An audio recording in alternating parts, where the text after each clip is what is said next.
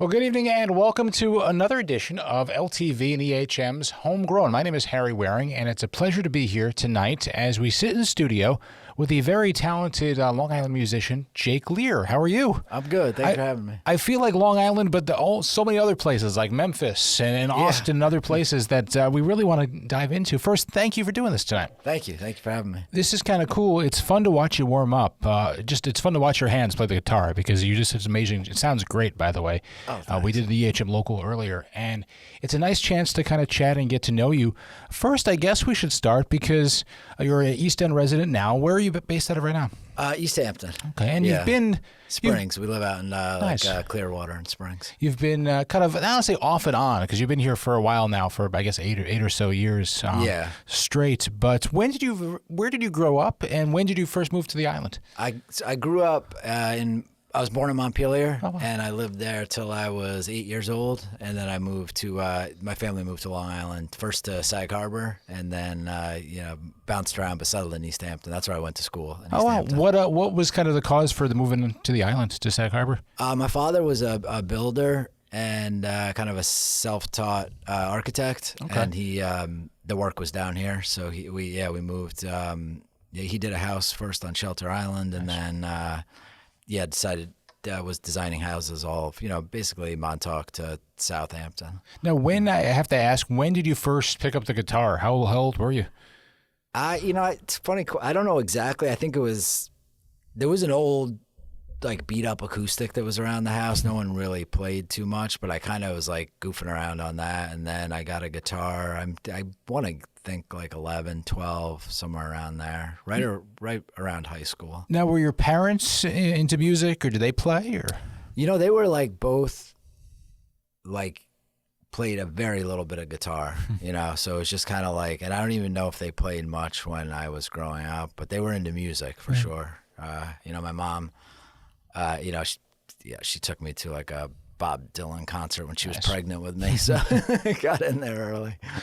When did you pick it? And you said around 11 or 12 you picked up the guitar. When did it kind of become something that, I don't want to say an obsession, but you were like, this, I want to learn how to play this for real? Pretty quickly. I think it was, pretty quickly I got into it, and you're not very good at the beginning, but I was drawn to playing the music of the blues right away, so they kind of two coincided with each other. That's interesting for an 11, 12-year-old to go towards the blues. It happened. It happens with these kids. I've seen some of these kids, 7 or 8 get into it. I think the patterns of the 1-4-5 and the simplicity. Not that it's simple, but that makes sense. You can pick it up. It's actually good for children in that sense. And then you can play some rudimentary stuff pretty quickly. Do you remember when you decided that the blues were the kind of the path you wanted to go to? Did you see something that kind of just listening to the music? Yeah. I've never even now it's it's almost like something I do, but it's funny to say that's what I like to do because it's been done so well before that it's kind of just something I like to do. I almost don't even take it on as my own thing just because it's been done so well. Now, did you want to? It sounds like your parents were supportive when you were learning to play the guitar. Pretty much. Now, did you have a band when you were a teenager, or how did you kind of grow with it? No, I didn't. I just played basically. I kind of got a early start and then a late start. I played a lot on my own, and then I went away to college.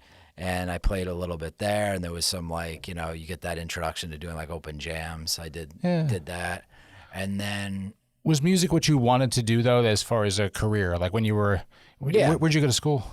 I went to East Hampton High School, and then I went to 1 year. I went to Berkeley College of Music. Oh, wow. Okay. And so that was you wanted to see how far you could take the career in music. Yeah, basically, I didn't want to go to school. My parents said give it 1 year, try. So I took out a bunch of student loans and went there, and it was it was good, and it just definitely wasn't for me, just because it was I was self-taught, and so the connection there was a little off because there was a lot of people that were they read music. They were they were just had that that schooling sensibility, and I didn't have that. So You do hear, especially with Berkeley, you hear that there's such a great community of musicians up there, and ones that necessarily go for a little while, drop out, or they decide to take a different path, but also play music.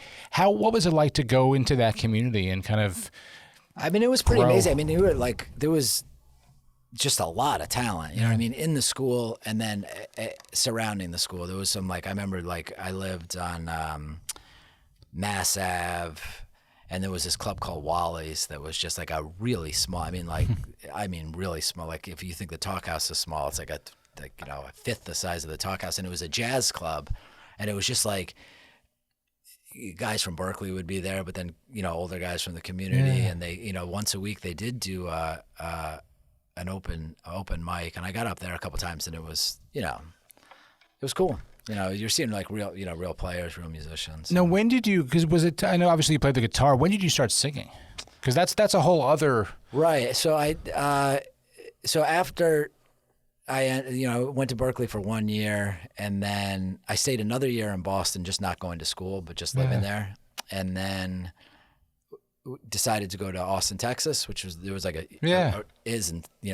there still is a big blues scene. What year was this? This was like 94, okay, 95. So it was kind of like, I think Steve Ray Vaughan died in 1990, but there was still that big Austin music scene. Nice. So I went down there, and I went for 6 months, and kind of, it was hard to get into anything. And so I came back up here, and then I moved down again. And the second time I moved down, I got hired into a band that played like pretty regularly on 6th Street. So I got a lot of playing in as a guitar player. It was another person's band, and I was just kind of like a hired guitar player. I was young. I was 20, 21. And I did that for about a year. And then when I moved out of there, I moved to New York City, and I got involved playing in several bands as just a guitar player. But it was years later that I realized, like, if you want to do what you want to do, especially like as a blues guitar player, you got to sing. So I started singing, and it's not as natural for me to sing as it is to play guitar, but it's kind of just something I have to do. It's interesting because obviously you got on the path to be a musician, and it's not easy, and it sounds like you were moving back and forth. And when did you were there other things on the table, so to speak, as far as career options? And when did you kind of know, no, I'm going to go for it right here? This is I want to make sure I stay here. Yeah, no matter that's what. a funny thing. I mean, that's, like, now that I have kids, I see why parents say, like, because it's hard to be like a musician and then say, like, well, okay, this is how, unless you get, if you're fortunate enough to make a living at it that's sustainable for like a whole career, it's unlikely. So it's, so I bounced around doing like a lot of different things, but I wanted to do it, and I stuck with it a lot. Upstate New York, I had a band and I played a lot, and then in Memphis, and it's something I'll most likely return to in a few years as a way of making money. Let's do a song. Let's Jake Lear here on LTV's Homegrown. We're learning all about him growing up and kind of where his music history started, so to speak. So thank you for doing this. This is great. Yeah. What would you like to do? I'm gonna do one by Robert Johnson called "Dust My Broom."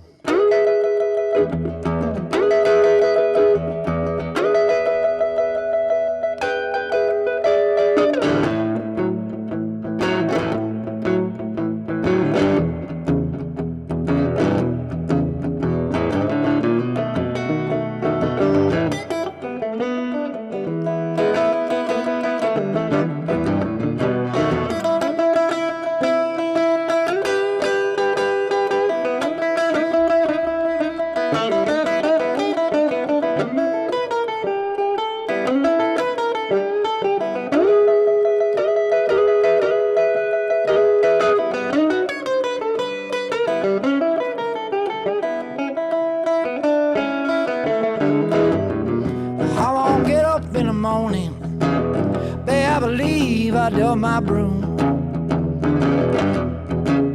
Well, I won't get up in the morning. Babe, I believe I dust my broom. I'll get the best girl I'm loving and tell my friend they can have my room. I won't write a letter, tell her telephone, I know. I'll write a letter, I'll tell every friend I know. My baby, she ain't Chicago, she's down in East Monroe, I know.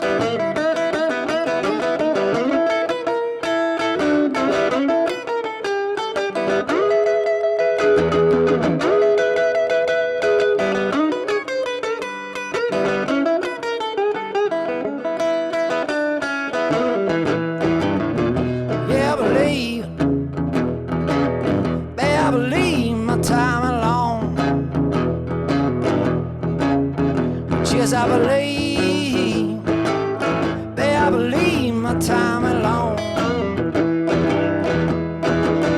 I'll have to quit you, baby, and break up my happy home.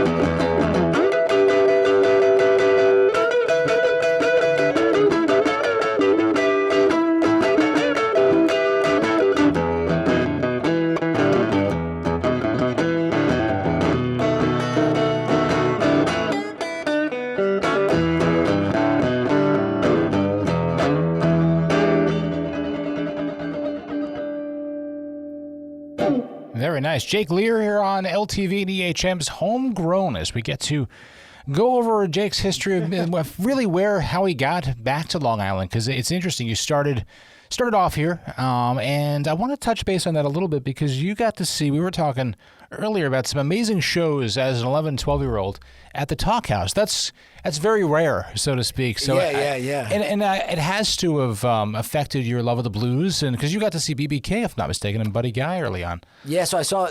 Well, different shows, but yeah, the Bay very Street. first show I remember seeing was... it was actually interesting. It was at the Bay Street Theater, and it was B.B. King with Buddy Guy. Wow, what a lineup. And I think it was like, I don't know if it was like I remember it was winter, and Buddy Guy got there, and he said, I got some bad news. He's like, B.B. King's bus is stuck in traffic or something happening. He's like, but the good news is I'm going to play for you until he gets here. And he proceeded to play like a 4-hour set at Bay Street, and it was just like unbelievable. Like he did all everything he does, but it was a 4-hour set, so he got into some real old blues stuff. And then I kind of like felt, and then B.B. King eventually did come, and he did a set, and it was amazing. And then about a year later, Buddy Guy was playing in the Talk House, and I got to see that show, and it was that's like the show that like in my mind is like I go back to that show all the time. And it was I think I was 12 or 13, and it was it was just an incredible show.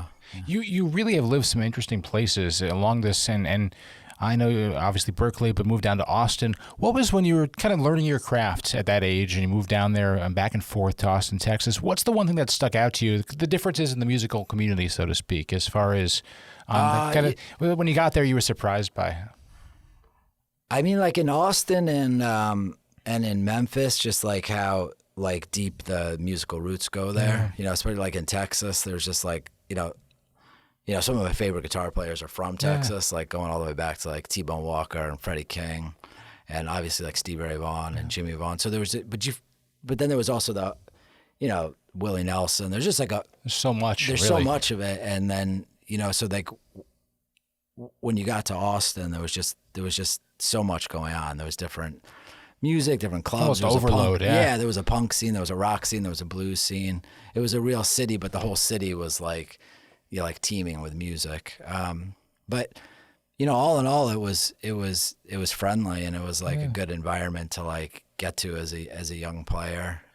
Now, were you writing music or kind of figuring out what you wanted to do, or just kind of learning your craft? Yeah, I was kind of just learning my craft. I wrote a few songs, but I was pretty green. I was like 20, 21, and luckily, I don't know how it happened, but someone was looking for a guitar player, and they like called me up, and they were like, "Okay, I'm gonna come by your house, and we're gonna jam. I'm gonna see if it works out." So he came to the house. He was older than me. He was probably in his 40s, and he kind of like gave me a quick audition, and he's like, "Okay, this is gonna work out." He's like, and then so he's like, "We have a 4-hour set, next Tuesday." And so I was just kind of like thrown into it. And I remember that first time I played, I really had not a lot of experience playing in front of an audience, and it was all of a sudden you're playing like these 4-hour.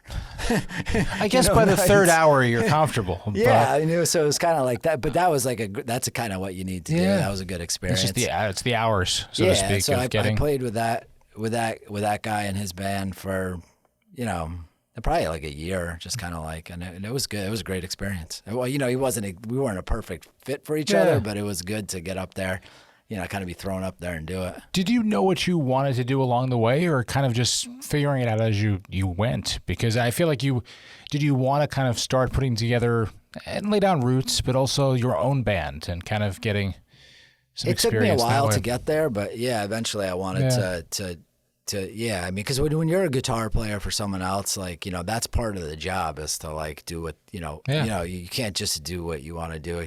That's not why you're hired, but you can end up in situations where you're not, it's good for a little while, but then it's not like fulfilling like that need, or you feel like you're doing things you don't want to do, or it's like leading in directions that you don't like. So yeah, eventually you have to come around, but that's a whole other thing because you have to be able to manage that whole end of it, which is. Was there kind of when you look back at those years, was there someone that you worked with that was kind of a mentor that kind of took you under their wing to be like, all right, this is how it works, this is how that happened later on to me when I moved to Memphis. I had a couple bands of my own by that point, but when I moved to Memphis, I started playing a lot on Beale Street. I kind of had I was playing there 3-4 nights a week. And I had a bass player that I was playing with who was older. He was like in his 50s, early 60s, maybe even a little older. And he kept saying to me, I have my good friend, this drummer, you got to play with him, this guy, Roy Cunningham. And I was like, yeah, sure, like bring him down. And Roy came down this one night, and Roy was even a little bit older. I think he was in his late 60s, early 70s. And from the second we started playing together, I knew that there was like something there, and he kind of became like a mentor. He actually grew up in Clarksdale, Mississippi, and moved to Memphis when he was young, and he came from this wild family where there were 11 boys in the family. They were all drummers. He was a Stax drummer. He played with Albert King, and he had this amazing career, and we started working a lot together, and he kind of became a mentor because he just through the music, taught me things that I, hadn't kind of gotten to yet. And he was like really helpful. And just as a person, he was good. It's interesting. You've been in a lot of great musical cities with such rich traditions. Yeah. Was that by design? What precipitated the move to Memphis? From where were you? Because I know you were up in upstate New York. We were upstate New York. It's just kind of like there's certain places where where the action happens, so to speak. And Austin is one of those places. Memphis is another. There's different. If you go to a city like Nashville, which is 3 hours north of Memphis, there's a ton of music, but it's not really blues. It's kind of like you're more into the country and singer-songwriter. So you kind of like the blues is like limited, like if you're in certain areas, you can play much more. I'm curious, as you were growing up, was there because the blues is so different in different regions, and was there certain ones you were drawn to, and did you kind of become a student of the blues? Definitely like the Texas blues. I was a big fan of Stevie Ray Vaughan's and then the Chicago blues. Pretty much anyone from that, like Howlin' Wolf, Muddy Waters, Elmore James, John Lee Hooker, that whole, 50s, 60s genre of blues is kind of, to me, I can't imagine any music ever getting better than that. So that's where it's at. But then over in Texas, there was like these they had their own set of incredible, like T-Bone Walker, Freddie King, Mance Lipscomb. There's a whole other genre but they're compatible. As you were going in Memphis and you were kind of working with different musicians, when did the thought of, as far as putting some albums together, kind of using your own name and figuring out where you wanted to go with your career, when did that occur? I was actually living upstate New York for a little while, and I had a bass player I was playing with a lot, and I was like, I really wanted to put something down. So we went into the studio and put together just guitar and bass and vocals.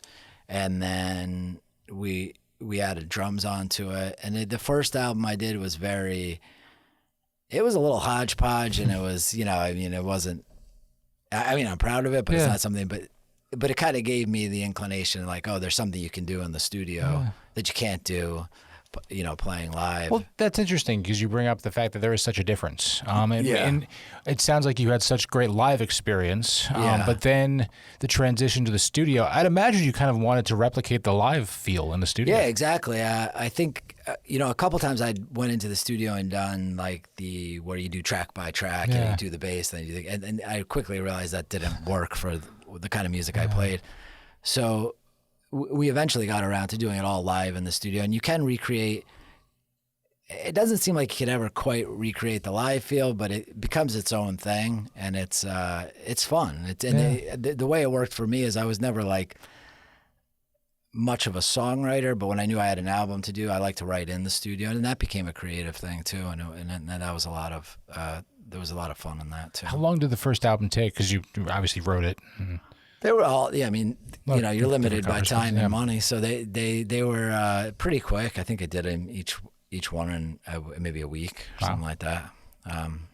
But once, a lot of it's getting the sounds right and everything like that, and then there's only so many takes you can do. So, I kept saying, oh, I think we can do it better, and the producer was like, not really. Yeah, we don't have the money here. We gotta go. How long were you in Memphis? So I was there 5 years, and I would spend. There was kind of like this main season to the music there that was from April to like the end of October. That's interesting. I never think of it as not a seasonal. Yeah, but, well, because it was just like it would, Beale Street was like a neat place, and that it was just like you'd get people from all over the world would be coming. You had like the local scene there, which was like an amazing mishmash of crazy people. You know what I mean? That lived there year round. But then you'd have all these tourists coming in every weekend because you had like the Stax Museum was there. You had Elvis's Graceland. You had Martin Luther King Museum there was at the Lorraine Motel. You had Sun Studios. So for music lovers, say like in France or Germany, they hit Memphis and they just have like this blissful week of like, and then going around seeing all these museums, and then they go down to Beale Street at night, and that's where like you get this mix of locals and foreigners, and it was a good time. Living there for 5 years, did you take advantage of, I'd imagine you did, the culture, and not to be a tourist, so to speak, but really to soak it up, even from visit all the studios. I miss it to this day. Just the studios and like just the food too, and the other musicians, and I think it's a kind of a neat spot because Memphis is the very bottom of Tennessee, so you're really only 15 minutes to Mississippi. And then when you get into Mississippi, there's a whole other side of the blues. I mean, there's like Clarksdale, Mississippi, which is about an hour away, hour and a half away. And then you get into that, like all those different like juke joints that are down there, and that whole, there's a couple of cool festivals down there we would do and stuff like that. So that was all fun. Yeah, no, it sounds like I want to get more into the Memphis experience. And I'm curious too, because being there amongst a lot of different talented musicians, I'm curious who you ran into along the years and kind of gain some wisdom from. But we'll talk about that in just a little bit. So why don't we do another song? Sure. Jake Lear tonight here on Homegrown on LTV.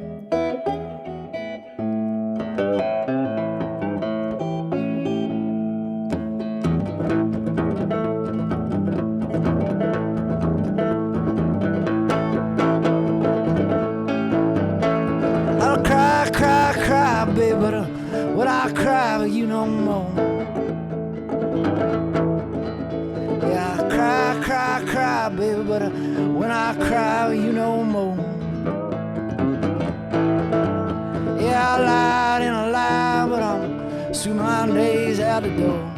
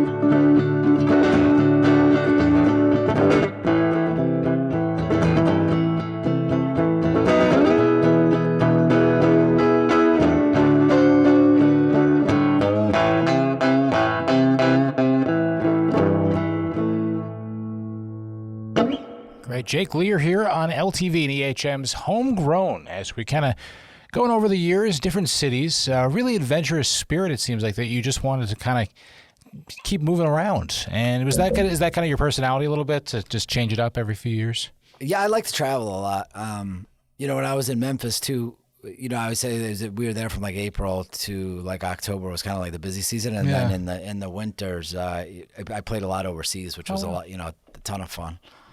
So yeah, I like to try. I mean, it's funny because like the last 8 years, I have like been, like I went. Well, it's a little different now. Yeah. I did a couple, shows in Spain last year, but that was about it. Like I haven't, the traveling has been like cut way back. Oh yeah, and obviously with everything going on these days. Yeah. But when you would go overseas, what cities, you mentioned Spain and stuff?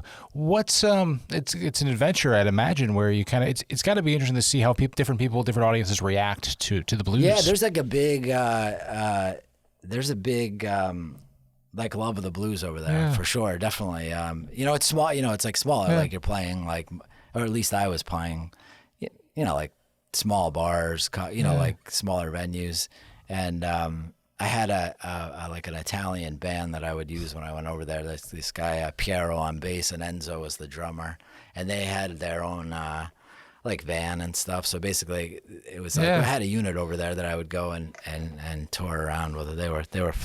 They still are great guys. I was talking to them a couple days ago. That's crazy how you almost had a separate band in a different country to kind of get together. I got hooked up with a radio guy over there in Florence, and he did an interview with me because I was doing a show solo, and he's like, I got to introduce you to this band, and they were called the Chicago Blues Review. Okay, wow. Yeah, and then so I met up with these guys, and then I came back like a year later, and we put together a tour together, and then I'd go back each year, and we would always play together. Now, you were married at that time. You were just traveling around, and when did you meet your wife? Because I know that we were married. We weren't. I don't know if we were technically married. We've been together for. Wow. So she's been with me. We've been together the whole time. Yeah. Now, what kind of precipitated the move back to Long Island? We decided to start a family. Okay. So my daughter was born in early 2013. Yeah.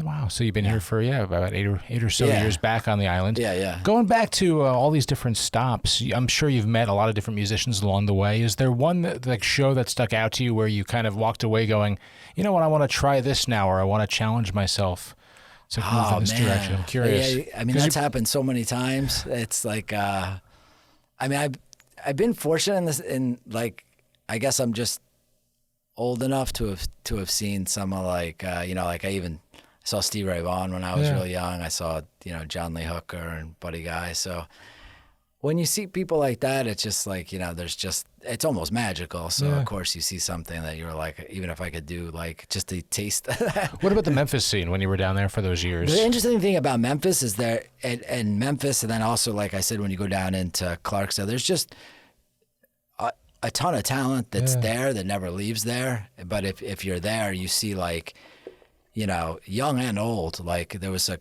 couple of clubs I'd go to in Clarksdale, and you just see some guys that were, fully formed musicians that they just kind of did it as a hobby, but they were incredible. Like they were, but that wasn't their, wasn't the way they were making a living, but it was, they were just incredible. So it was cool to see that. It was kind of like going back in time in a way. Was it hard? And it sounds like you obviously fit in, and you made, but being from different places and going into a music scene like in Austin, Texas, or Memphis, was it difficult to kind of, I don't say gain credibility, but kind of work your way in there? Yeah. Well, in Austin, I was very young, so I was just hanging on, and because like you said, you had all this, you have people that have been there forever, and here comes this guy from New York. Yeah. Yeah, it was, I always like, there was a bit of insecurity with that, but in Memphis, in Austin, I was very young. So I was just kind of like, got hired into someone's band. And in Memphis, there was an aspect of that, but, once you play, people just are pretty cool about that kind of stuff. But yeah, being someone who plays the blues, I kind of always feel that way. Cause you know what I mean? I'm playing this music that was, really, not something I created or had anything to do with, and the people that made the music are most of them are long gone, and you can't do it better than them. So you're kind of always like a stranger in a strange land, in a certain sense. Yeah. When you put together your last album, what was the thought process behind it, as far as in different albums along the way? I know you've done. What has been your when you start the project, what's your main goal, especially with this last one that you did some years back? The last one I did, so I was with my drummer, Roy Cunningham, and we had just done so many shows like in Memphis, and I really wanted to try to like get a little bit of that feel together. Yeah. And then at the same time, there's a bass player that I had always played with through the years, but wasn't living in Memphis. He was actually living in Argentina. And so I wanted to try to get everyone together, even though they didn't know each other. Like I had this feeling like that there would be, like a bond. That it would work, yeah. And so I was like trying to, so I put some of it together in a studio in Mississippi, and then I figured out a way that me and Roy could go up to New York while this friend was going to be, not friend, but this bass player, my bass player, was going to be in New York. So we had this like 1 week period where I could see if it would all come together. And it did. They like became like real good friends, and they were hanging out. And then we went into the studio. And so it was kind of like bringing two different worlds, this kind of relationship I had with this bass player and the relationship I had with the drummer, and kind of bringing it all together. And I had a good time doing it. Was it over the years you had this idea in your head that of the type of record you wanted to make, obviously blues, but different songs and different styles you wanted to put together and kind of make it your own? Yeah, but I mean, and in some way, like I feel like I haven't quite, I mean, that's probably like the quest, like I'd like each album I've done, but like I'm always thinking like I haven't really done this or done that. So I guess that's what makes you want to do the next one.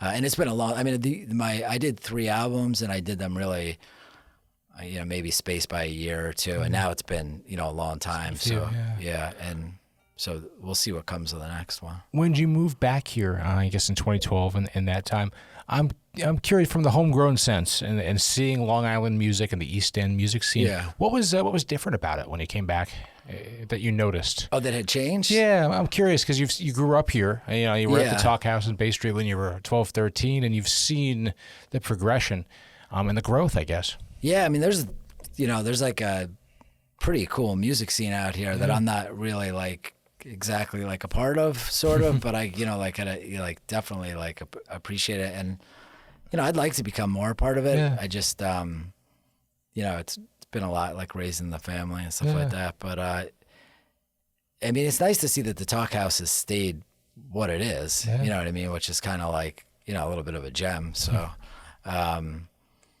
yeah, I mean, it's just. Do you miss the road or getting back out there? As far as obviously things yeah. are different. Pandemic aside for a second. Yeah, Talking pandemic about aside. all things equal.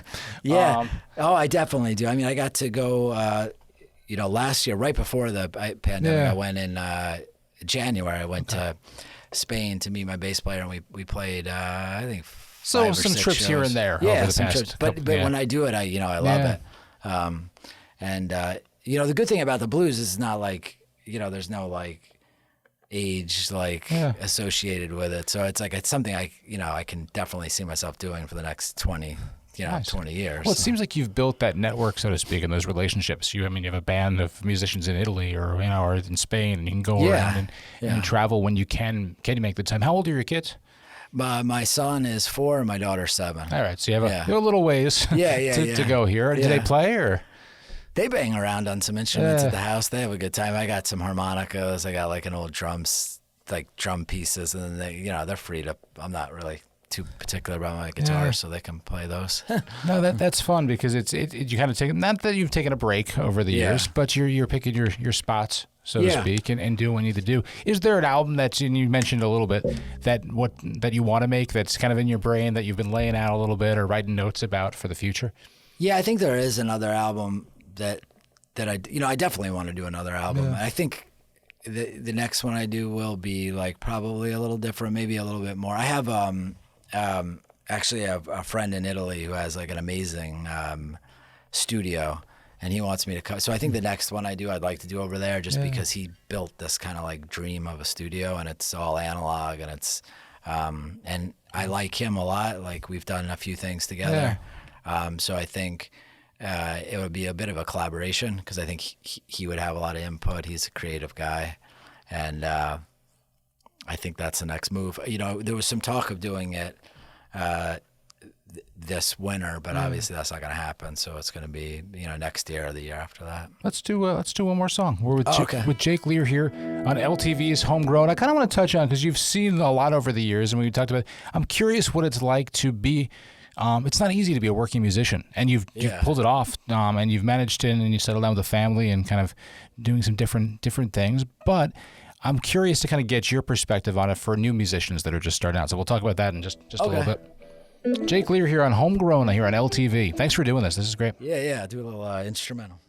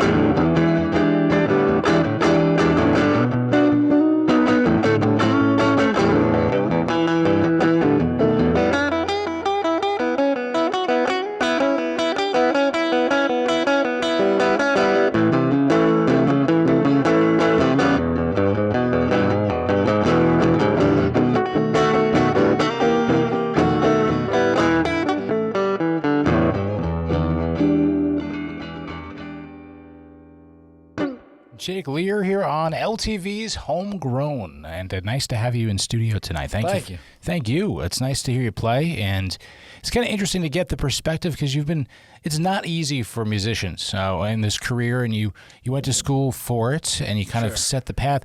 I'm curious, what would you say to the 20-year-old you right now that you kind of learned over the years that you'd say, hey, this is the path, or I wish I did this, per se?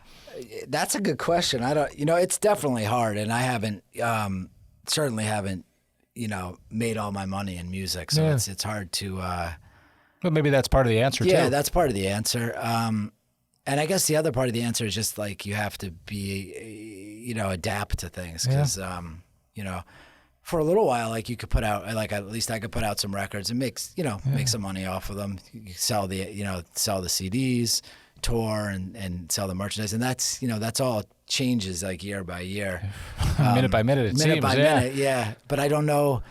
It's been 8 years since I put out an album, so I don't know like if I put out another album, how it would work exactly, because I don't know like if you could make the same profit that you could 8 years ago, because people are still there was some still people buying tactile like music, and I found like touring is definitely the best way to make money, to play as much as possible, but I don't know. It really depends also like on the what kind of music you're playing. Like the blues is limited in its scope. There's definitely like a blues scene and a festival scene, and Europe is a good place to go play because there's just like a hunger for it. Is there a favorite city that you had that you visited over the years? Well, me and my wife both liked Florence a lot because she's an artist, so we kind of like would always go there, and I played a lot there, and that's where I mentioned that friend has a studio. So yeah, that's an amazing spot for us. Hopefully, when things open up. Yeah. I mean, this year has just been hard. I think I was already slowed down, so it wasn't like impacted as much. But I know it's been devastating for musicians who make their money off of touring, and then all the people that support them and all the clubs, and it's been hopefully we'll get out to the other side of that. Yeah. Is there and it sounds like you do have some projects you want to work on and put together once things kind of get back to normal. What are you listening to these days? What kind of inspires you? And when especially over the past 6 months, I feel like everything's really slowed down, so you have a chance to kind of dive into some music. Is there stuff that you've been listening to that you've enjoyed? And God, I kind of always go back to my, like in and out of like, I'll pick an artist that I kind of get into heavily, like, like Elmore James or, I'm a huge Bob Dylan fan. So there's so much to go through there. And then, but, it's weird because like I have Spotify. And so like on Spotify, I don't know how it works, but you kind of put something in and the algorithm, the algorithm, it takes you down this, and the music's just playing. So I hear, but the unfortunate thing about that is just like I hear all this great music, but then I don't really ever know who it is. You know what I mean? Because I haven't found it myself. So that's an interesting take on it. Yeah, because I hear like I'll put in like the Avett Brothers or something like that, a band that I know and I've seen. I saw them at Guildhall, which was that was a great show. So I type them in, and then all of a sudden I'm doing stuff around the house, and I'm hearing like song after song, and some of the songs I even get to know over time. But it's hard for me to make the connection of because I didn't like make the path. It used to be like, okay, you buy like a Steve Ray Vaughan album, and he's playing this song by Howlin' Wolf, and then you go get a Howlin' Wolf album, and then he that's you piece it all together. I wonder what that will mean for this new generation of musicians, because it's interesting. It seems like the answer when I say, when you first picked up the guitar was the Beatles, or it was when you were 11 and you saw Buddy Guy at the Talk House or Bay Street Theater. I'm curious what will happen for this generation of how did they pick up the guitar? And it's what you just raised as a great point of. And now it's kind of there's almost too much where they can't take that pattern. It sounds like when you were a kid, you had that pattern of, okay, this is the first artist I learned about, but maybe learned about this artist. And and it took time. I remember like... Now it's almost everything's... You literally have every artist at your you can have it like all at once. It's like, because I remember even like wanting a CD or something, and like, going to the records and okay, we'll order it for you. And then like there's the anticipation, you got to wait. Or...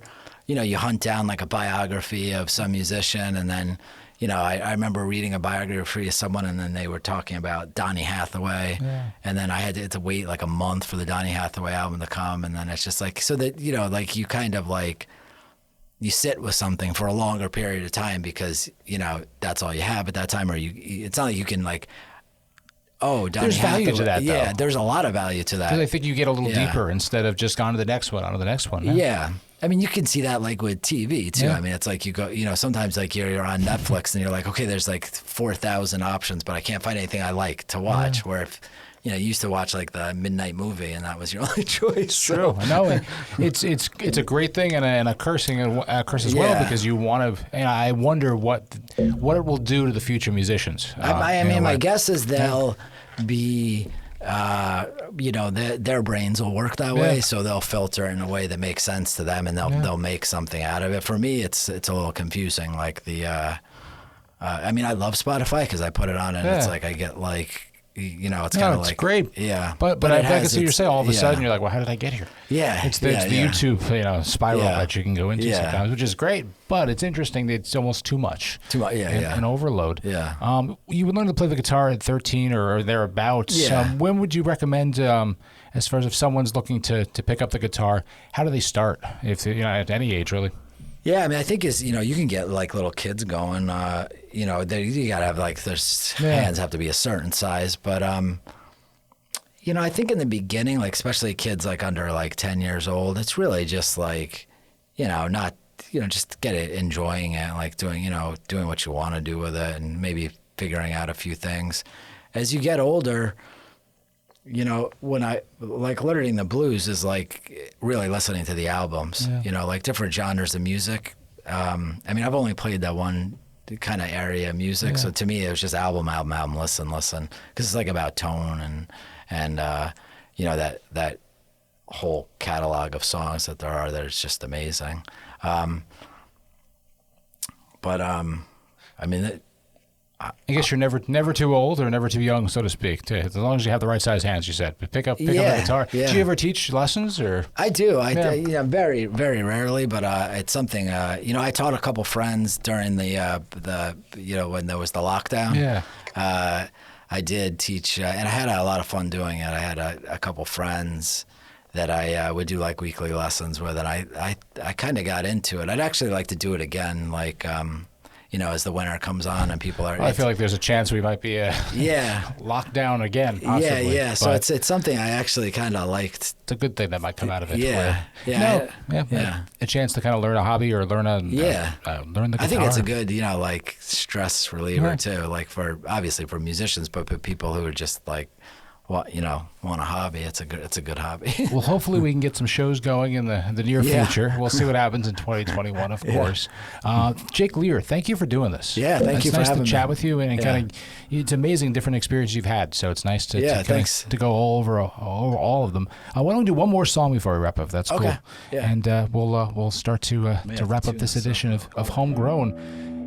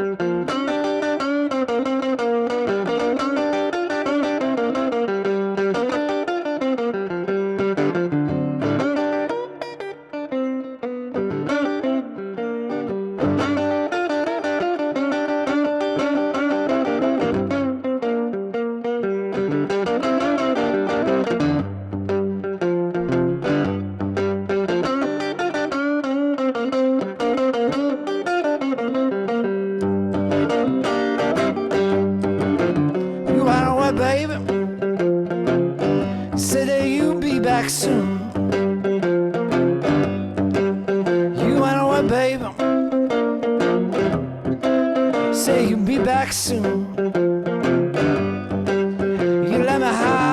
let me lonely. You let me stand in a room. Oh, your loving charm.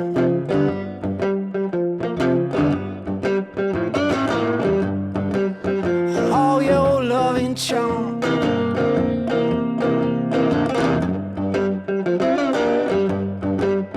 Oh, your loving charm. You let me stand in a room.